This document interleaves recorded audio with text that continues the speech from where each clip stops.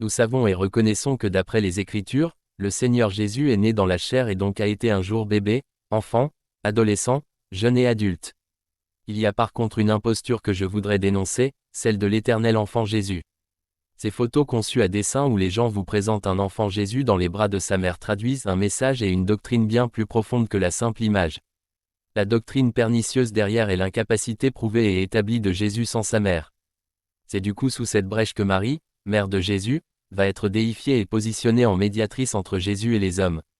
Et comme pour bien imprimer cela dans les esprits des gens, d'année en année, les gens célèbrent la fête païenne de Noël. On leur présente alors un éternel enfant Jésus. Le bébé Jésus est une étape du parcours de notre Seigneur. Et à l'heure actuelle, Jésus n'est vraiment plus bébé. Même si en leur temps, la prophétesse Anne et Siméon, Luc 2 versets 22 à 40, avaient vénéré le bébé Jésus, à notre époque par contre, nous ne prions plus l'enfant Jésus, mais plutôt le Jésus glorifié, assis sur le trône à la droite du Père. Nous ne prions même pas un Jésus enterré, un Jésus crucifié parce qu'il n'est plus à la croix, mais un Jésus ressuscité et glorifié, assis à la droite du Père sur son trône éternel. Tout ce qui s'adonne au culte marial sous prétexte qu'il s'agit de la mère de Jésus et qu'elle sert de médiatrice entre les hommes et Jésus sont profondément dans l'erreur et la séduction diabolique.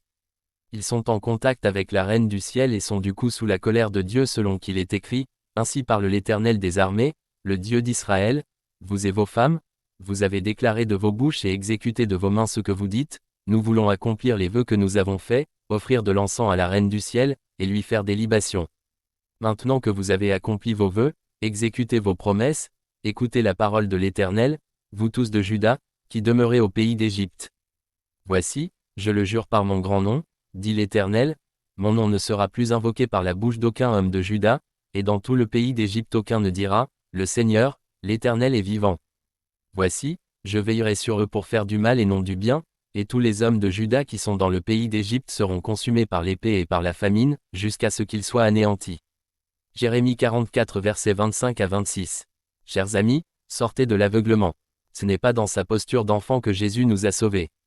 Il n'avait pas besoin de l'aide de Marie pour nous sauver. D'ailleurs, à la croix, il est mort seul. Le salut de l'humanité, nous le lui devons à 100%.